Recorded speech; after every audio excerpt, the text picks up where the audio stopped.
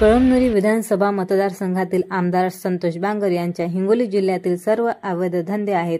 त्यांनी अवैध धंद्यातील कमावलेल्या काळ्या पैशाचे वाटप करत असून हा पैसा मतदारसंघातील महिलांना लाडकी बहीण म्हणून वाटप करत असून हा पैसा पांढऱ्या करायचे काम संतोष बांगर हे करत आहेत. असा आरोप उद्धव बाळासाहेब ठाकरे गटाचे जिल्हा प्रमुख अजय उर्फ गोपू पाटील, माजी आमदार डॉक्टर संतोष टारफे, जिल्हा संघटक बाळासाहेब मगर, अजित मगर, गणेश शिंदे, डॉक्टर रमेश मस्के, अल्पसंख्याक जिल्हा प्रमुख अब्दुल्ला पठाण, हिंगोली विधानसभा प्रमुख परमेश्वर मांडगे आदीसह उद्धव बाळासाहेब ठाकरे शिवसेना गटाचे शिवसैनिक यांच्या वतीने जिल्हा अधिकारी कार्यालय व पोलीस अधीक्षक कार्यालय हिंगोली, जिल्हा हिंगोली यांना निवेदन देण्यात आले. यात आमदार संतोष बांगर यांनी हा पैसा कोठून आणला याची सीबीआय ईडीची सखोल अशी चौकशी करावी असे निवेदन सुद्धा देण्यात आलेले आहे.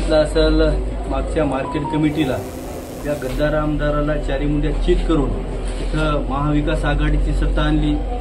त्याच्यानंतर लोकसभेला 21,000ची लीड उद्धव बाळासाहेब ठाकरे गटाचे उमेदवार नागेश पाटील आष्टीकर यांना मिळाली.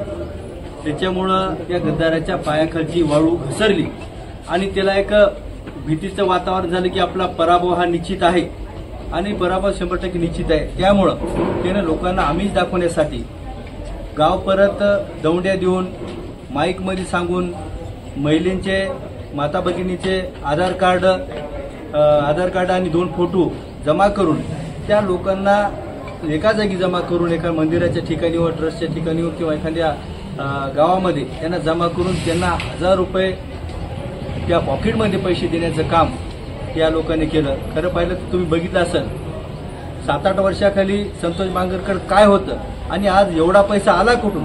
तर या हिंगोली जिल्ह्यामध्ये दारू, मटका, क्लब हे जे चालू आहे वाळू, याच्यामधून जे पैसे येतात त्याच पैशाचा उपयोग या लोकांना देण्यासाठी, या महिलेला देऊन कुठेतरी आमिष दाखवण्याचं काम हे गद्दार आमदार करत आहे. या गोष्टीचा आम्ही निषेध करण्यासाठी आम्ही कलेक्टर साहेबांना इथे भेटलो. आता आम्ही एसपी साहेबांना पण भेटणार आहे की कुठेतरी ह्या गोष्टी थांबायला पाहिजे.